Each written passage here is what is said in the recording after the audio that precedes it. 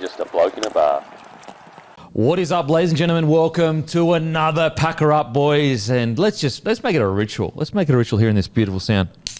Oh, yeah, man. Woo! Oh, yeah. Oh, mama, tastes so good. God, that's good. So good. As always, get in your local. I know today, obviously, it'll be closed, but tomorrow, get into your local, grab a case of Bloke Lager.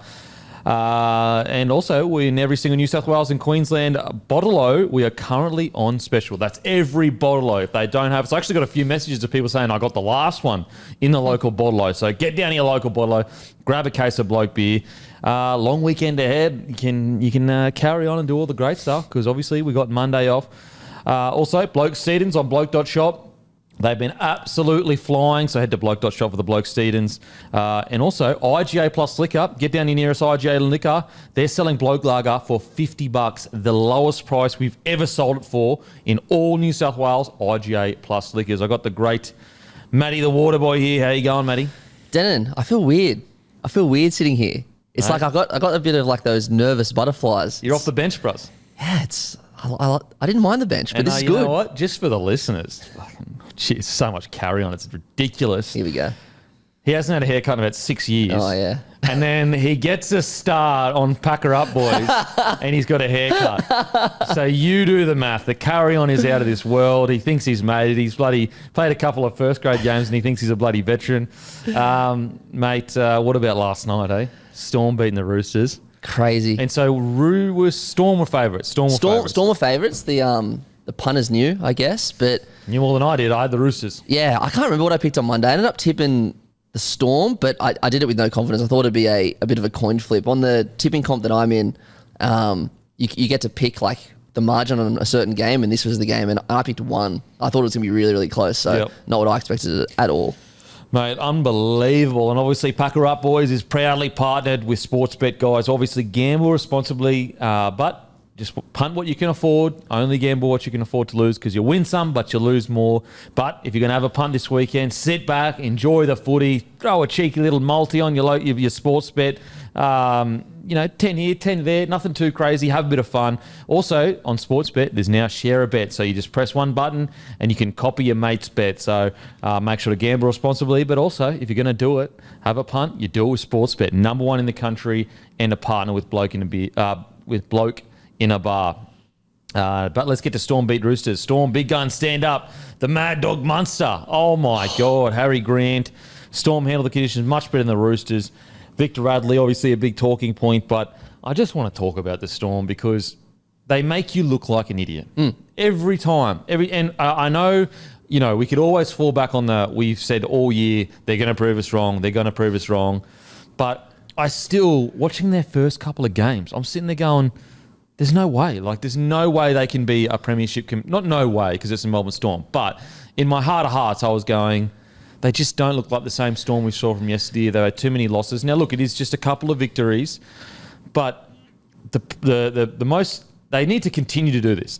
Let's get that out of the window. Obviously, they need to continue to play like this to be considered the Storm. But, still, they play like that. Any time of the year, they'll go with the best of the best. Yeah, I agree. It's funny you say that, like the Storm surprises every time, blah, blah, blah.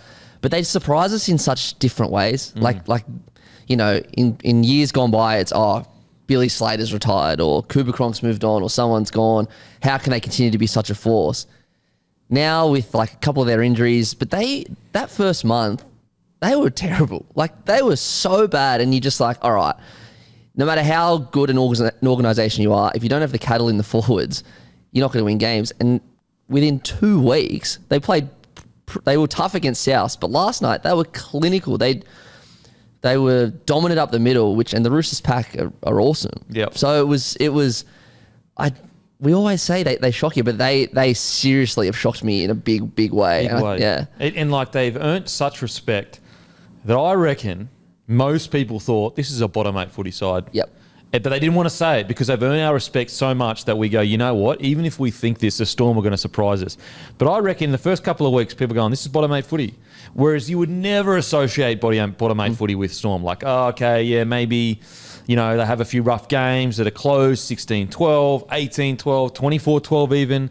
But the first few games, it was just like no energy, no aggression, poor defence. They've still got the most missed tackles in the comp, which is crazy. That's how poor their start was. Yeah. But last night, the questions around their forward pack, they did that without Nelson Asofa-Solomona. That's the crazy part. That's insane to me.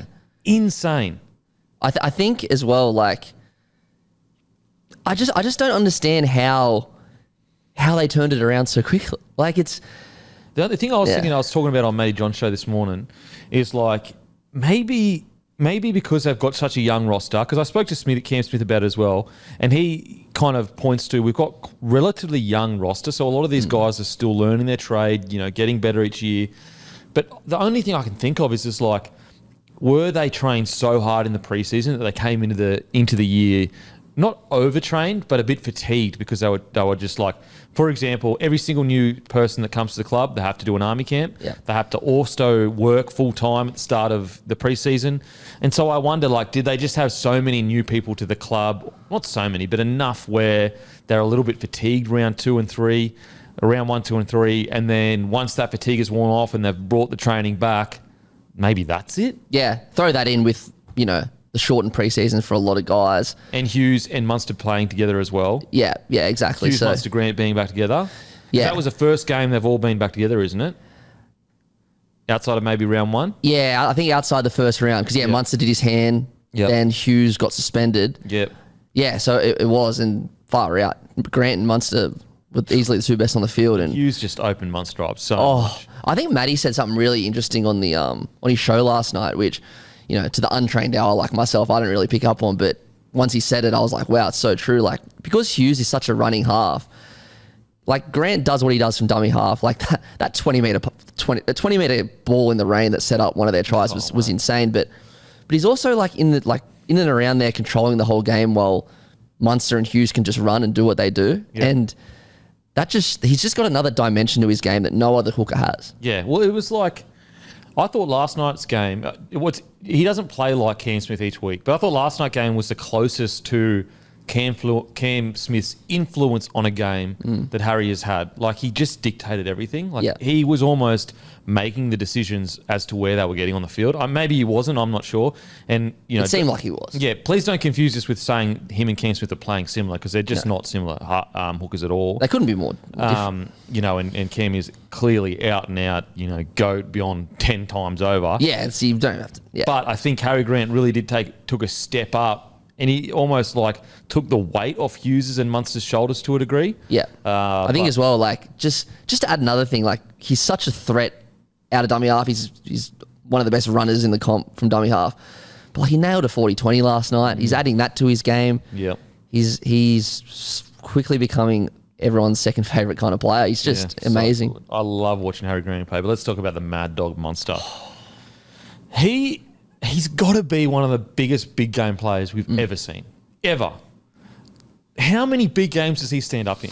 And I know people will point to, what about the 2018 grand final or whatever? He got suspended, kicked off the field twice, or 10 minutes in the bin or whatever. Okay, but for every average game, there's 5 amazing games. Like, not just like, he was solid and did his job. Like, took the absolute piss. The great example would be Origin 3 2017, when it was Cam Smith's last game. And it was his debut.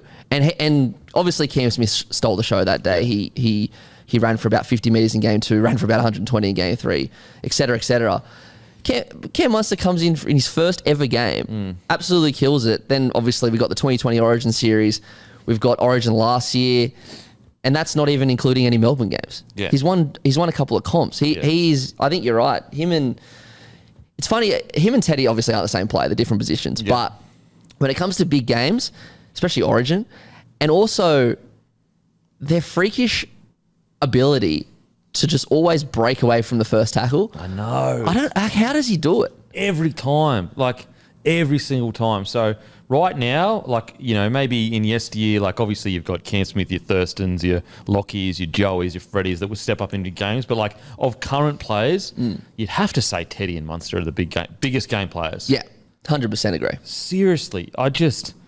They not only are they big game players, they lift in the big games. I would say, I know we're diverting to Teddy a bit, I would honestly say, and I'm just going off vibe here, but if you put together his top 5 ever games that he's played, 2 or 3 of them would be Origin. I know, which is wild to think. Wild to think. So yeah, Mad Dog Munster's back. The Storm. The reason why I say the Storm are back is because even if they struggled a bit over the last few weeks, what they have shown is they've got the cattle. And I think that was the biggest question heading into this year. 100. Do they have the cattle to take it to the best teams in the comp? Now, there could be arguments made, oh, okay, Roosters were missing Teddy. Well, Storm were missing Pappenhausen. They were also missing Nass. You know, Roosters missing Lodge. So it was an even, essentially. And look, I'm sure someone in the comments will be like, well, hang on a sec, there was 2 extra players, whatever. But I don't think that the troops was an issue for the Roosters. Now you could say the Roosters played really poorly, but I just think they got dominated, like completely dominated through the ruck. Storm were ruthless. Yeah. Just absolutely ruthless. They didn't let on for even a minute. As soon as I know, like they dominated the whole game, but as soon as Radley went off with that sin bin, they were just like, they just that edge with Walker and Hutchison, they just didn't stop the whole game. That was so ruthless. And like, the Roosters are such a good team. If that was like a weak team and the Storm played like that, it would have been an absolute thrashing. I reckon. Thrashing. Yeah. Absolute thrashing. Yeah, okay, so, I mean, Storm, incredible. Every time we think that they're done, they're not. They are the most amazing. We will never see... I mean, maybe we will. Maybe Penrith will go on for the next 20 years and do what they did, but I don't think we'll ever appreciate what the Storm have managed to do in this game because they're in a non-rugby league state. Yep. They are in a non-rugby league state. They've churned through goats after goat after goat after goat. They've all moved on and they're still putting out games like that. You just, with a salary cap as well, it is just incredible what the Storm do. I wish, like I was only a few years old and you weren't watching footy back then. I wish, you know, me and you were able to appreciate the fact that they came into the comp in 98, I'm pretty sure, and won the comp in 99. It's honestly, it's one of the best sporting organisations in the country and it's honestly not even close. Oh, like 100%. They're the All Blacks of rugby league. Yep. Like they really are. Like you've got the Roosters that are dominant, but they've been a little bit up and down. Don't get me wrong, Roosters are still cream of the crop. You know, you've got the Broncos earlier era, but this dominant for this long, has anyone been this dominant for this long? Definitely not in rugby league, and like I don't know AFL that well, but like for example, the team that did the three-peat 10 years ago, Hawthorn, they're absolute terrible now. Like they're sitting at the bottom of the ladder. Like I don't think there's a team that in there. Maybe Geelong are pretty good, but I don't know. Maybe Google the most successful NRL side of the past 20 years or something in regards to like what is their win percentage over the last 20 years? Like is it something? Well, crazy? they've got the best win percentage of all time. That's a fact. Okay, well then, boom, there you go. Yeah, it's something like I'll Google it, but I looked it up the other day because I looked it up after round 3, and the Dolphins were obviously first. They had 100, but the Storm were really first on about 74% or something. There you go, boom, there's your answer. Yeah. Best win percentage of all time. Like there is your answer. Unbelievable. Now we'll talk about the Roosters real quick. Oh, my boy Radley. Radley. I feel sorry for Radley because if he played the exact same way he plays 15 years ago, he is one of the game's biggest superstars, beloved, never getting sent off, never getting put in the bin. And if you ever talk about being born outside your era, I mean, it's Victor Radley. Because, like, all the stuff that he does, like, yeah, it can be niggle or late shot here or there, and, like, it's not the best, but of yesteryear, that's what the enforcers used to do. That was their job. Yeah, that bump last night, well, it's 100% a sin bin today. Like that was 10, 15 years ago. That wasn't even blinked. That would have been celebrated. Yeah, get into the half. Get into him. Make him scared to run the ball, scared to throw the ball and see, like always checking behind him. Yeah, you're right. He's very old school, and it's a shame because it's such a fine line. You want him to lose his aggression, but it's been happening. Well, I've been talking about it for a couple of years now, pretty much. Like, I love Radley, but it just, unfortunately, in today's game, there just doesn't seem to be a place for that. It just can't exist. Like that rough kind of like unspoken law on a rugby league field where the rough enforcers get to say, this is the way we're going to play, and you might be able to skin us with your footwork. You might be able to outthink us, but we'll outmuscle you.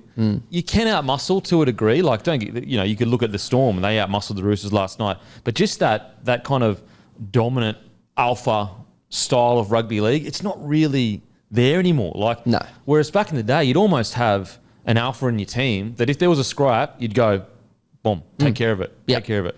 Yeah. And I'm not saying that we need to go back to that at all. I'm just saying that I really do feel like that's the era that Radley would thrive in. Oh, 100%. Whereas this era where, he's hyper aggressive, tough as nails, he's going to have to change his game. Like, I don't see a world where he can continue to be as hyper aggressive and not get pinged all the time, which sucks, man. Because rugby league is an aggressive physical game. But yeah, I know Radley and I know Robbo has kind of come out and said he's not really going to change his game. I don't know if recently after what's happened on the weekend, but I think it's getting to that point where Robbo might have to go, Radley, I love what you do for this club and everything you're about. We just have to be a little bit smarter. Yeah. Just got to be a bit smarter. Yeah, because at the end of the day, Radley wants to win. Yeah, yeah. And then the Roosters if Radley's on the field, the Roosters are better off. The Roosters are more likely to win. Yeah. I said it to you guys in a text last night. Radley, in my opinion, is just as talented as Isaiah Yeo and just as talented as Cam Murray. Definitely. But it's just that hyper-aggressive nature is just holding him back from taking that extra step into that kind of conversation because, he gets suspended or 10 in the bin or, shooting out of line and he might put his head in the wrong spot. Yeah. Look, it's easy for us to say we're in the stands. We don't know how hard it is out there. Maybe he's only got one gear and that's hyper aggressive. And as I said, I feel sorry for him because I'm like, mate, him 15 years ago would be unbelievable because you just let him off the leash and go, mate, go fucking mad. Yeah. And that is the essence of rugby league. It's to dominate the opposition. I think we watch the game and it's very clean and we're always looking out for safety and yeah, we are for sure. But when you're out there before an NRL game, you're not going, just make your tackle, guys. Let's just get through our sets. You're going, we're going out there to fucking dominate this other side. We want to fucking hurt them. Not in a dog way or a coward way, but in a way of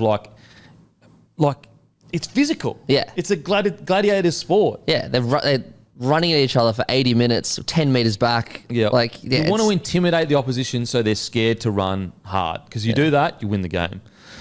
So hopefully he can, I think it's a mixture of two things. Definitely it was a game-changing moment and it changed the moment. I do think that hopefully the Roosters don't focus too much on that because I don't think that's the reason they lost.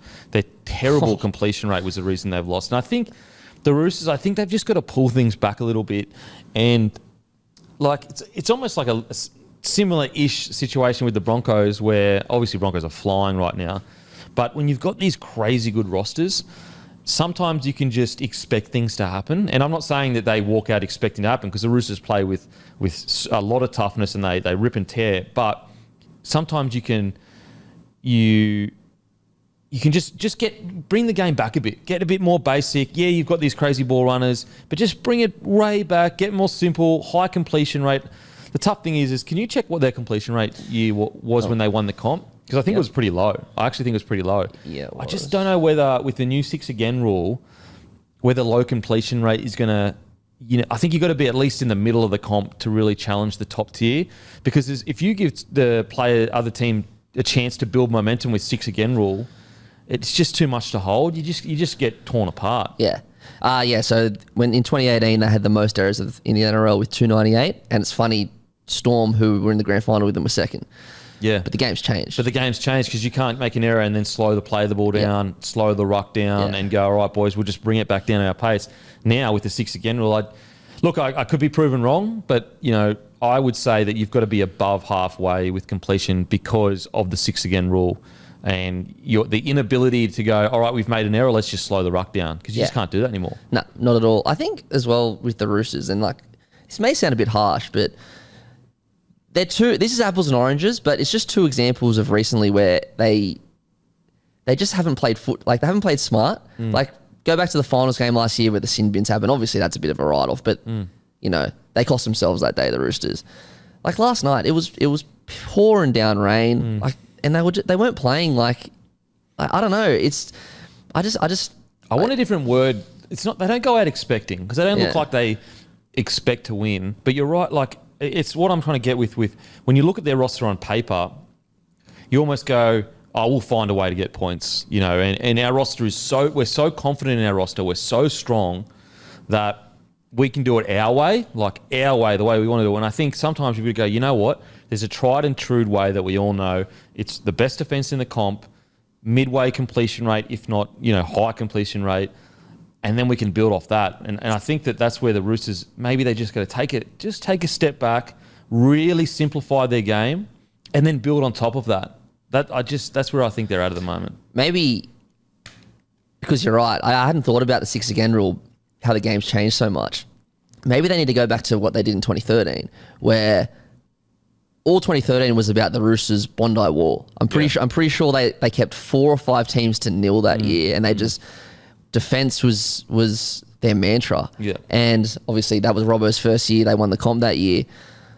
Maybe they just got to go back to basics, something like that. Mate, if I'm Roosters, I'm just stripping it back. I'm stripping everything back, and I'm trying to play a high completion, good defense game, and then slowly building the blocks on top of that to become the team. Like even in 2018, they had poor completion rate, but they slowly built their way into like what they became towards the end of the year. Yeah. I think with the Roosters at the moment, I'd be stripping it all back, going back to a very simple game plan.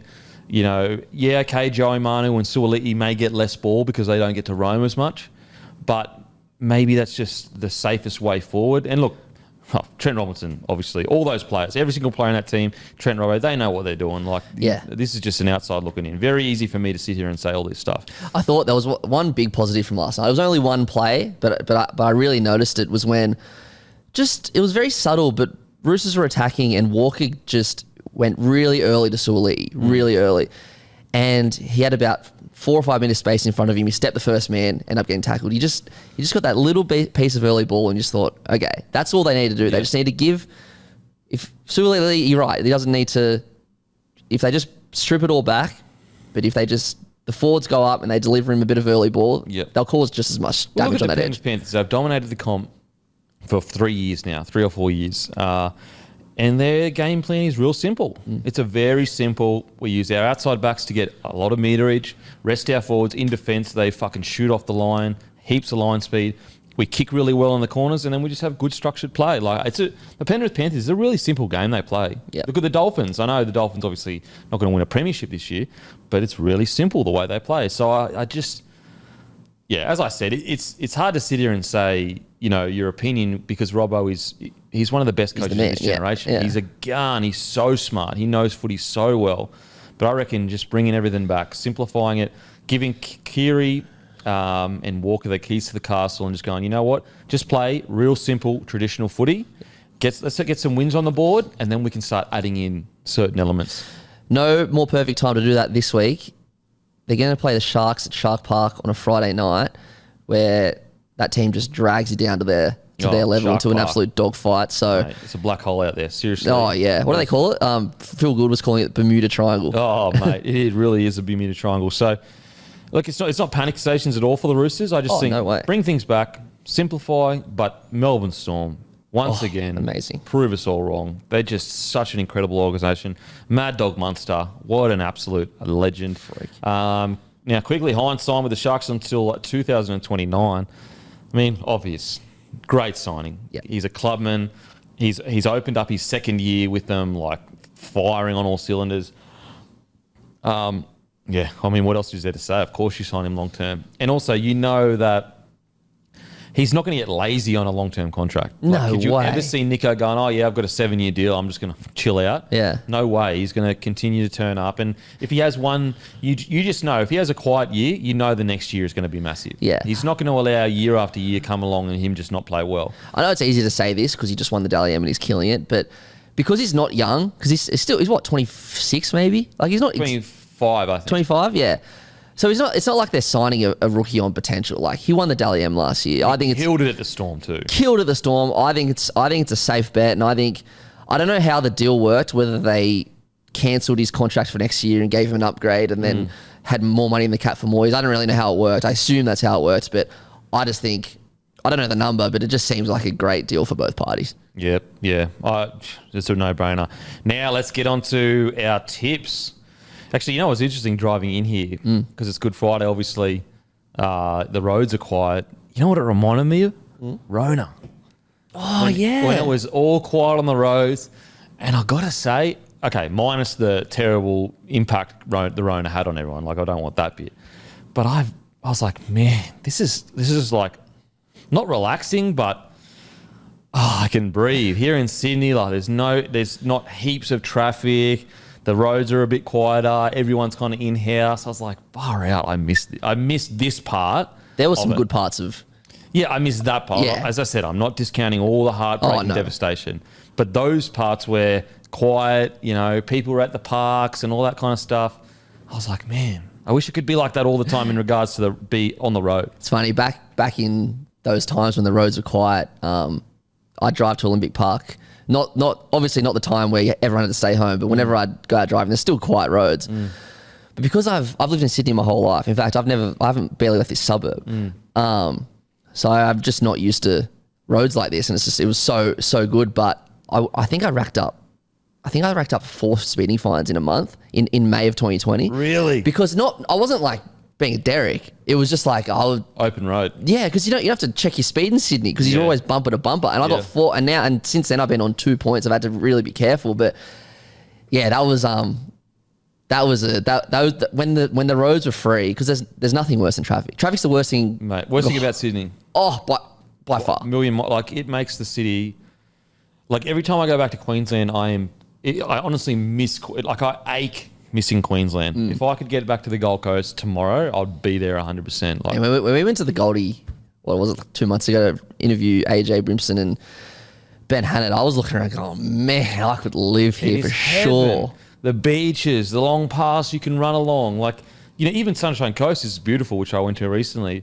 Even that doesn't have as nice beaches as the Gold Coast. Like, the Gold Coast is heaven on earth. And you drive 15 minutes inland and you're literally in the country, hinterland. It's funny, like, you say that on the podcast all the time, and I actually didn't fully believe it until I was there in your house going, this is what the hell? We were just at the beach. It looks like country. It does. It fucking does. Oh, I don't care what anyone says. You drive 20 minutes inland of Mudgee, and if you didn't know where you were, you would think that you're out, you know, bush. There was I could hear horses.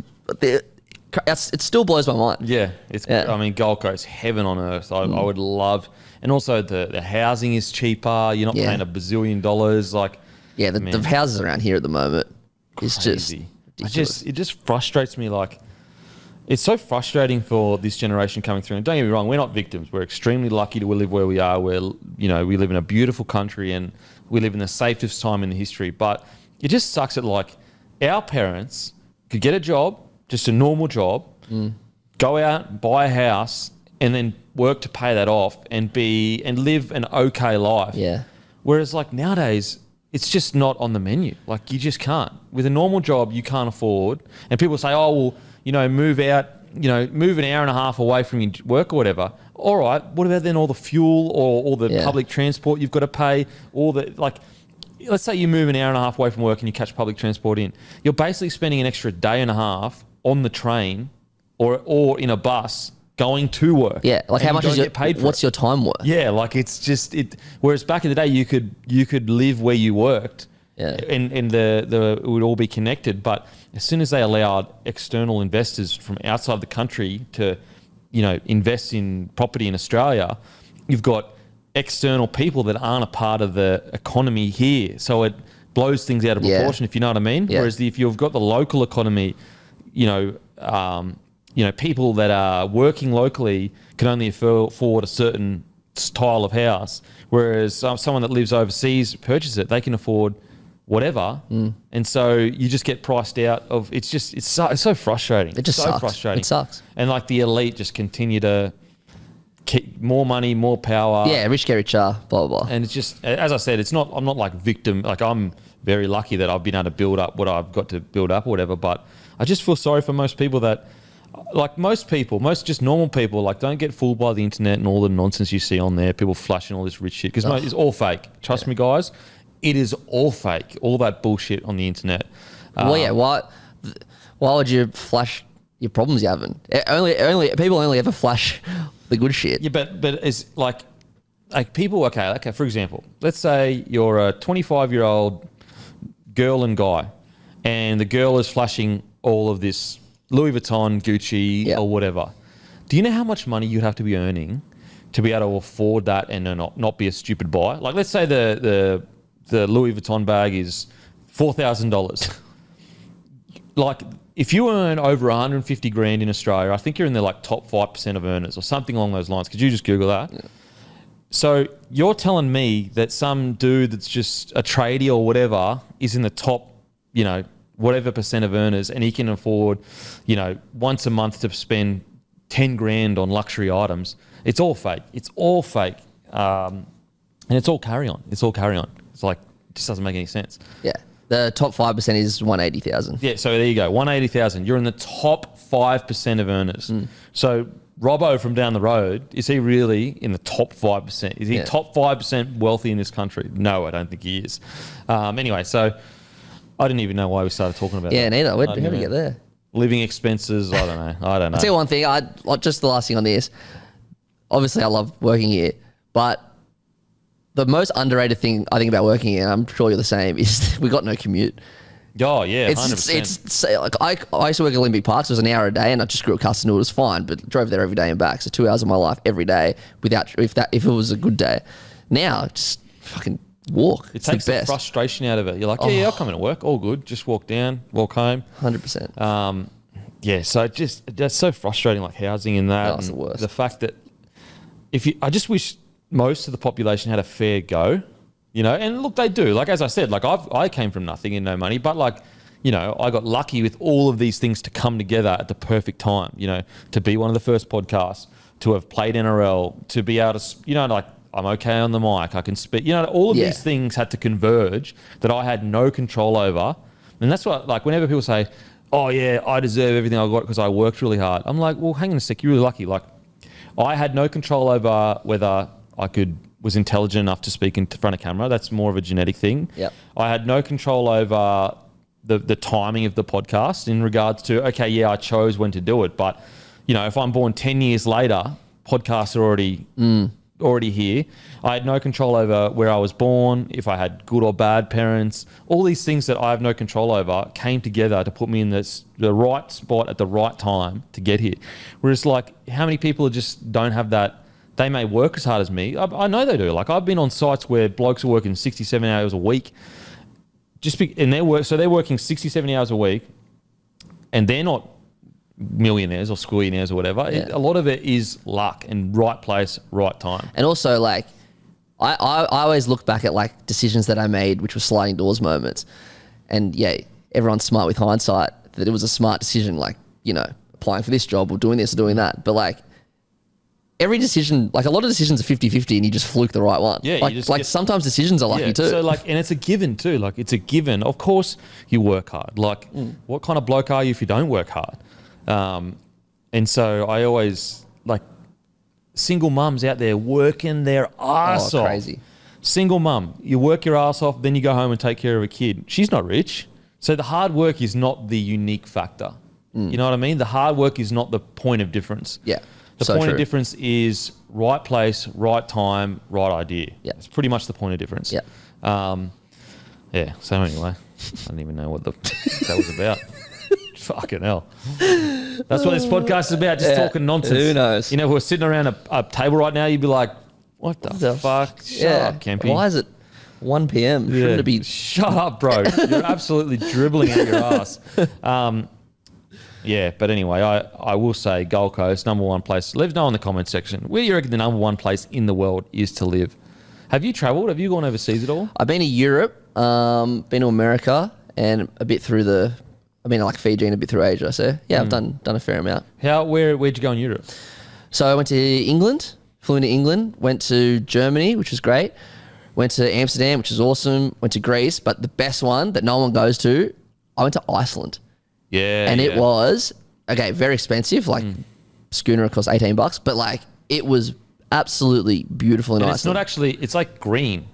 Yeah, it's the not opposite of Greenland. Yeah, so Greenland is real icy. Yeah. And Iceland is real green. Yeah, and the funny thing is, like, I remember I was talking to one of the locals, a tour guide, and they're like, yeah, we don't even have a military because there's just no crime here. And if you speed, you get pinged pretty hard because that's the only way they can make money off Revenue. like fines and stuff. Oh, man. That's crazy. I actually was watching I think my wife sent it to me in Japan, maybe. Anyway, apparently there was some tourists in Japan and they were filming and they saw this like 6-year-old kid. I think it's Japan. Apologies if I'm getting this wrong. They saw this 6-year-old kid with this lady and they're like, oh, they must be mother and daughter. Because the lady was just drawing with her, just like drawing, colouring in or whatever. Anyway, then the 6-year-old kid just got off the train and bounced. And the guy filming, because I think he was vlogging or whatever, was like, what the hell? There's a 6-year-old kid's just walking around. And then he would see like more young kids just walking around and they had like, I think, a specific hat on. And basically, maybe Google it if you can. Yep.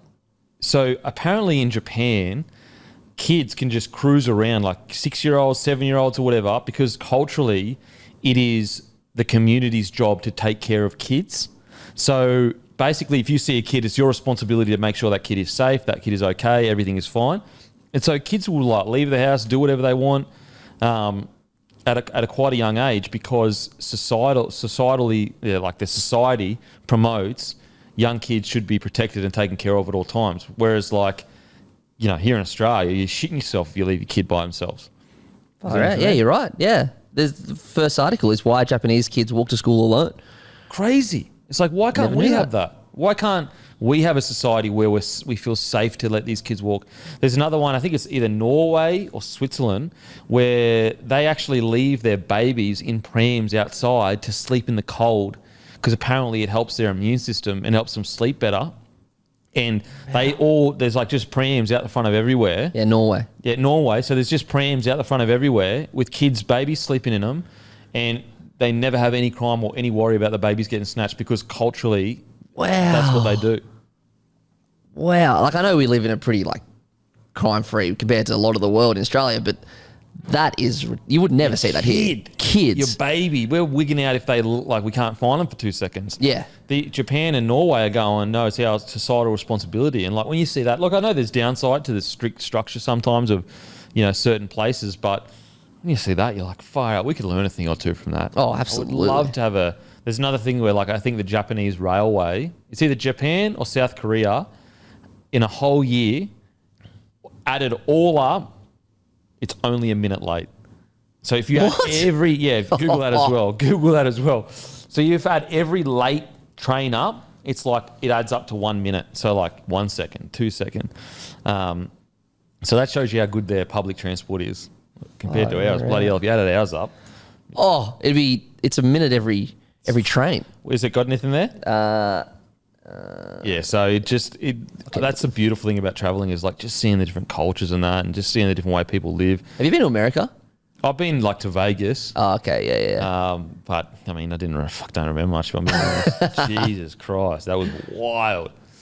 Man, Oh, that was on the footy trip, hey? Yeah, with the Dragons boys. Oh, that would have been good. That's where Ben Ormby punched me in the face. That's right. Yeah, yes. Yeah, bloody pissy. He's telling everyone, oh, don't go too crazy. First night we roll in, rock up, we go down. All right, we'll just have a few drinks, have a punt, like, gamble, whatever. And anyway, I think it was like me, him, and Joshy Miller. Like, how you get to, like, we'll just have a few. 2 goes by. 3 goes by, you get that buzz of like, oh shit. And then before you know it, you're just fucking off to the races. Anyway, pissy Benny Orme, he was fucking charging. And we're like, mate, you got to go to bed. He was shanked. So we like helped him to get upstairs. We're helping him get upstairs. We get him in his room. And then like just randomly, he turns around. As we put him in his room, he turns around. He's like, fuck you, Kempy. And it was like a slow-mo punch that completely missed me.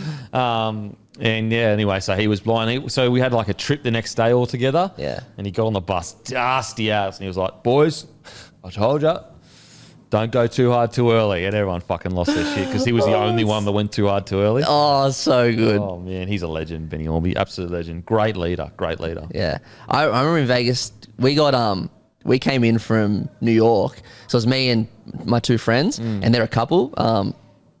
And So we get there and they always like try and con you into going to a show and dinner and stuff. And we came in like late, like dusty from New York. So they just, at reception at the Hilton Hotel, they convinced me and my friend Sarah and my other friend Eric to go to this show, and we signed up for it. And we go up to the room, we look at each other and we're like, do we really want to go to that? And the guy's like, and Sarah's like, no, and Eric's like, no. And we're like, all right, let's go down. And like, it seemed like, I think they get commission on that. So like no one wanted to like go downstairs and cancel it. Like we felt really bad. So we all agreed, we're like, all right, no one wants to do it. We'll all go downstairs and we'll all do it together. Yeah.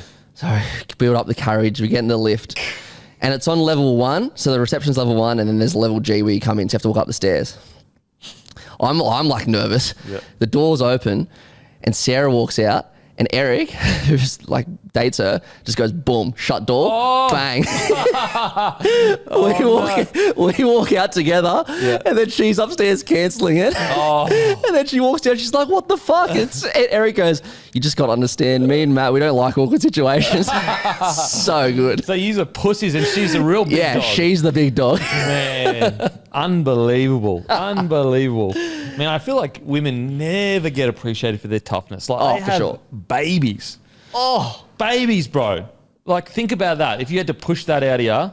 Like, we've never, in our lives, ever had to worry about that. Never. If I was I'd be thinking about it all the time. Oh, my God. Like, it is shocking.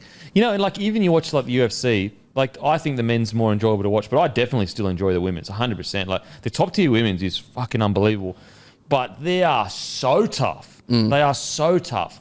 And that's something I think in the last probably 10 years or so, which has been cool to be like, it's when most people are reasonable. So like, I always thought, man, I'll never enjoy watching women fight. Like as if. And that was just a bias. It was just put into me thinking, oh, girls don't fight or whatever.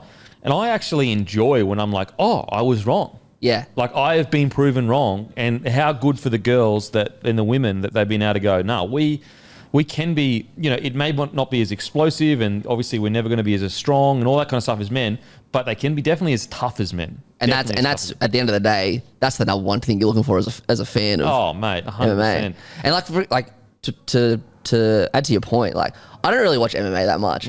But like I know heaps of women MMA fighters, and I don't even watch it like that. Like Amanda Nunes, like household names. Yep, absolutely. Did you find the train thing at all? Or not? I couldn't see it. I think it might be South Korea. South Korea's total, how late per year are South Korea's trains or something? Maybe it's South Korea or Japan. Yeah. Anyway, let's get into the odds this week, brought to you by Sportsbet. Make sure if you're going to have a punt, you do it with Sportsbet. They support us, guys, so if you enjoy punting, get rid of all those other apps. Go to Sportsbet. Have a punt there. Do it responsibly, though. Have you got it there? Yeah, it's Japan. It's Japan? Japan's railways are known for their safety and reliability. And the Shinkansen, I think, I'm sorry if I got that wrong, is well known for its punctuality. The average delay is less than 1 minute every year. And fuck me dead. Average delay is less than 1 minute per year. Oh, my God. Talk about, like, that is wild, bro. That is wild.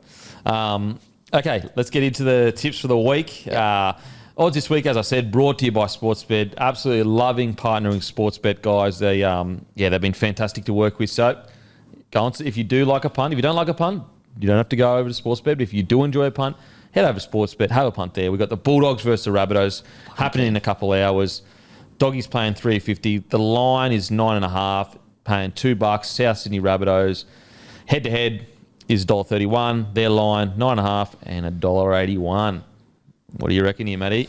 Look, obviously bias. I think Souths are going to win. I think the Dogs just have too many out. And I know you shouldn't. It's like listening to advertising, but Latrell said he's going to have a big game. Yeah. It's his game 150, and he's got cows at the Easter show this week. It's just, I just reckon he's going to explode today. Can you get up 13 plus for me, Rabbitohs? I want to see how much that is. Yep.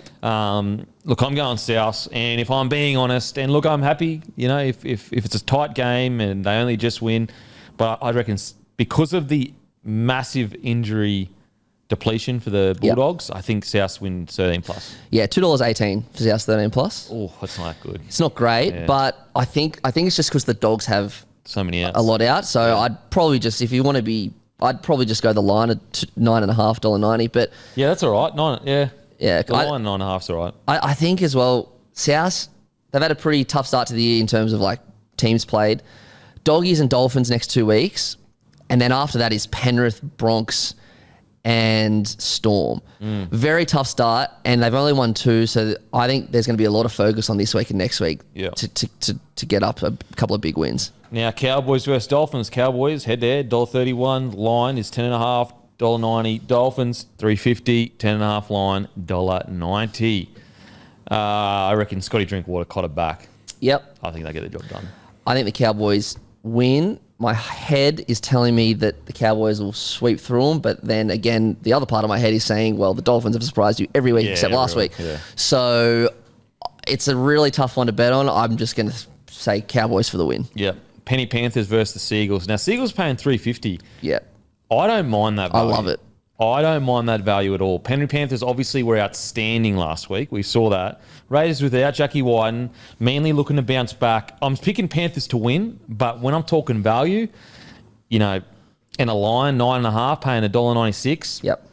I like that. I love it. I have tipped Penrith, I'll admit that, but I would be definitely willing to get on Manly at those 350 odds. I think they're a big chance tomorrow.